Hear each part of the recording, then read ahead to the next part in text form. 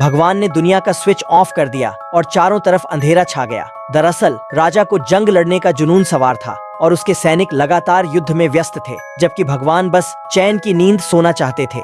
जब राजा ने देखा कि सब कुछ धुंधला हो गया है तो उसने टॉर्च जला ली। उसकी लाइट सीधे जंग के मैदान पर पड़ी और शोर शराबे की वजह से सोने की कोशिश कर रहे भगवान फिर से जाग गए। बेबस होकर उन्होंने स्विच वापस ऑन किया और फिर एक शावर चलाकर धरती पर मूसलाधार बारिश कर दी। पूरी दुनिया बाढ़ में डूब गई। भगवान को लगा कि अब शांति होगी, लेकिन चालाक राजा ने एक नाव तैयार कर ली। देखते ही देखते जंग का शोर फिर से शुरू हो गया। फर्क बस इतना था कि अब लड़ाई जमीन के बजाय समंदर के अंदर हो रही थी। हार मानकर भगवान ने एक भारी चैन खींची और दुनिया का प्लग हटा दिया, जिससे सारा पानी बह गया। बाढ़ तो उतर गई और जहाज भी जमीन पर फंस गए, लेकिन लड़ाई नहीं रुकी। भगवान ने एक नया तरीका सोचा। उन्होंने इंसानों के बीच एक शानदार स्पोर्ट्स स्टेडियम बनवाया। यह तरकीब काम कर गई और सैनिकों ने हथियार छोड़कर खेलों में हिस्सा लेना शुरू कर दिया। लेकिन यह सुकून भी थोड़े समय का था। जल्द ही स्टेडियम पर कब्जे को लेकर दोबारा तलवारें खींच गईं। अब भगवान के सब्र का बांध टूट गया। उन्होंने उस जिद्दी राजा को सबक सिखाने के लिए फोन उठाया। कॉल सीधे शैतान को गई। राजा को अंदाजा भी नहीं था